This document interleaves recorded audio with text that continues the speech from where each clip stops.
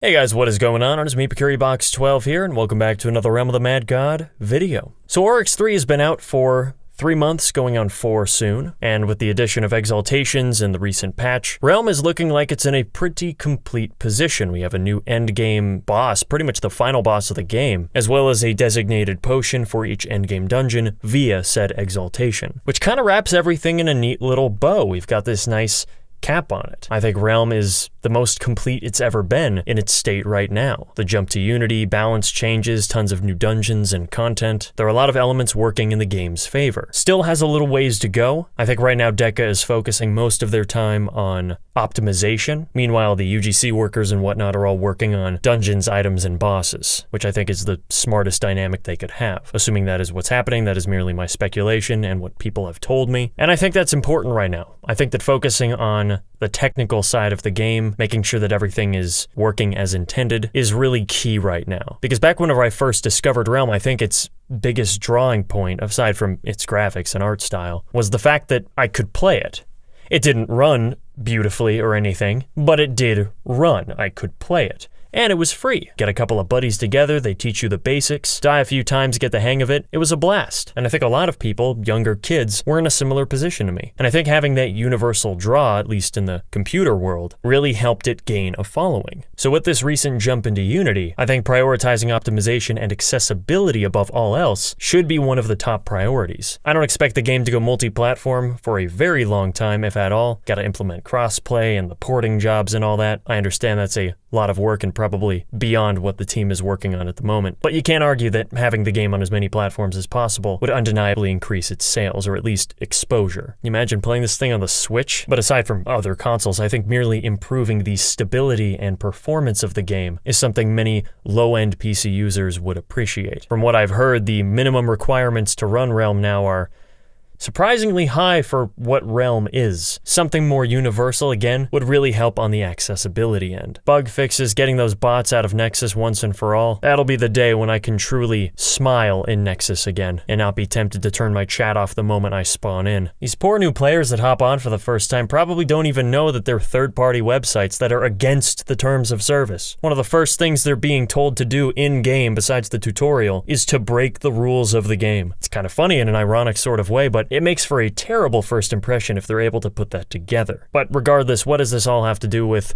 the title of the video? Well, with Oryx 3 having just been released not long ago, endgame content for Realm is looking pretty solid. It checks all the boxes. Oryx 3, final boss of the game, looking good. So when it comes to what new endgame content we can expect in the future, it almost feels like they can slow down on that for a while. They might create other, slightly less difficult dungeons in the meantime, like the High-Tech Terror. Court of Oryx is ripe for that kind of stuff, and personally, I'm okay with that. I think O3 is a good place to stop, at least for a little while, again in favor of focusing on optimizing the game's experience. However, when we do inevitably get to that day, what is Realm's next step? If we look at history, Realm surprisingly obeys a rule of thirds. Around 2011, we had the Tomb of the Ancients, which was the hardest dungeon at the time. 3 years later, around 2014, we had the Shatters. 3 more years later, in 2017, Lost Halls 1.0 came out. 3 more years since then, Oryx 3 hits us, and that lands us into present day. Upon checking my work, yes, it's a bit off. Tomb of the Ancients was released on November 28th of 2011, and then almost exactly 2 years later, in December of 2013,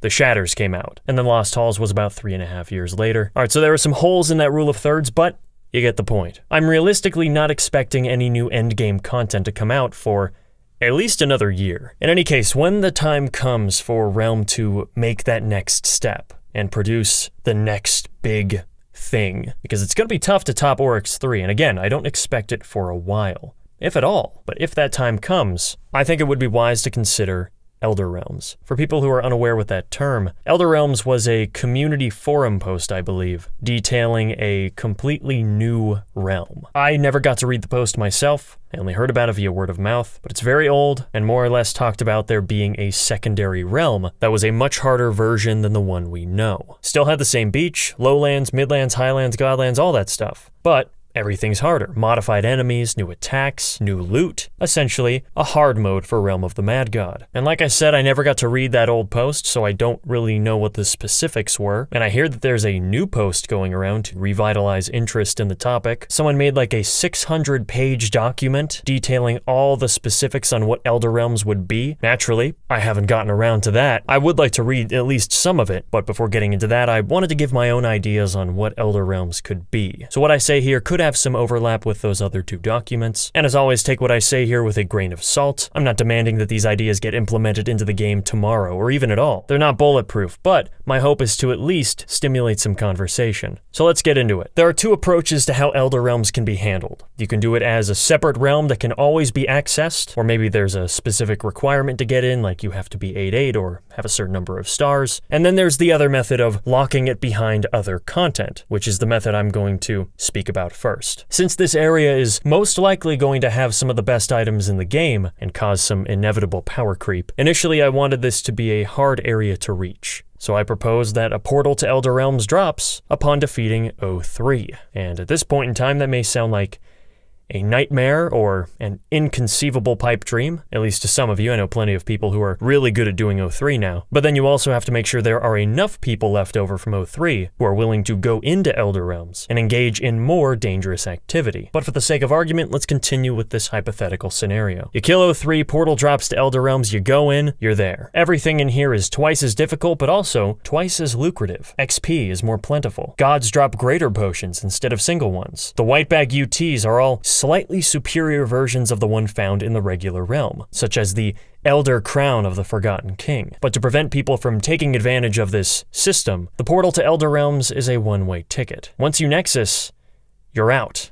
You have to go defeat O3 again if you want to get back in. A harsh punishment, I know, but I think that really increases the stakes to what an area such as this should have. Continuing on the if you Nexus you can't get back in mentality, there would be a brief intermission where you're teleported to like a Court of Oryx style room, where Craig is in there and you can store the loot that you got from O3 in your vault. So that way you can enter Elder Realms with a fresh inventory and whatever gear you want. Or we can just make it a regular realm that appears for a limited time. Say after Oryx 3 is defeated, an Elder Realms portal appears in the Nexus, but only the players who were a part of that O3 and left via O3's portal will be able to access it. Or maybe you just have to be 8/8. That way you can Nexus and still come back. I have a feeling that's going to be the route that they take. It can be after every time O3 is destroyed, the portal appears. Maybe it's limited to only 3 times a day, once a day. But if we are going to make it a portal that is almost always accessible by the players who meet the requirements, then we still need a way to balance out all of that amazing loot you can get, assuming we're keeping the double XP and greater potion drops. To help discourage players from just fame training in there, I think it would be wise to include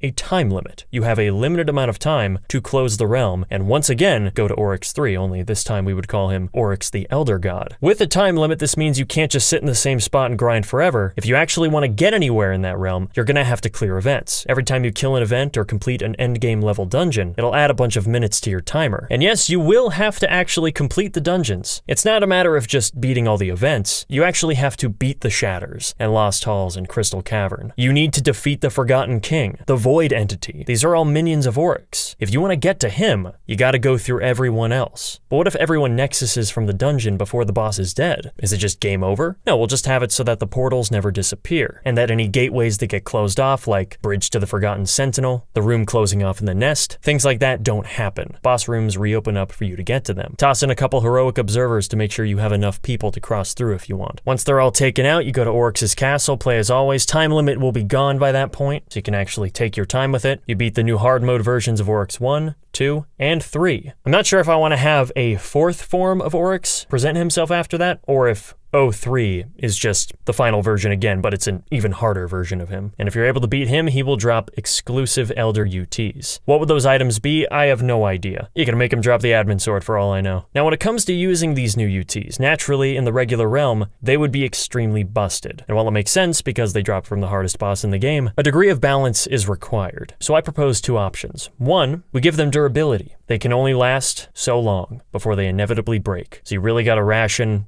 when it's used. Or we give it a cooldown. It only can be used so many times before it runs out of power. Inevitably, you're going to have to go and recharge it either by switching to another weapon and playing on that for a long time, or maybe you have to go back to Elder Realms itself, and only by being in that area will it passively charge over time, or by killing enemies. Now, I actually did end up reading the first couple of pages of that new Elder Realms document, and it said something about only being able to use these Elder UTs in Elder Realms. You can't use them in the regular realm, which makes sense on one hand, again, for the sake of balance, but also feels somewhat limiting, which is why I think the idea of it having a cooldown could be nice. Or in the case of the lower tier UT items, such as an Elder Doombow, for example, you'll have to power it via regular Doombows. You have to use the original UT. You can't use the Elder UT without also having the original, and those will run out. The Doombow that you feed to the Elder will eventually be fully consumed, and then you'll have to give it another over time. Or maybe it doesn't fully consume it, doesn't get rid of your Doombow, but it fully drains it and can no longer be paired with it, so you gotta go find another. All very plausible options. You can agree or disagree with them, that is fine, but as I said before, I'm here to promote some discussion. I think that if Realm is going to take the next step in endgame territory, that Elder Realms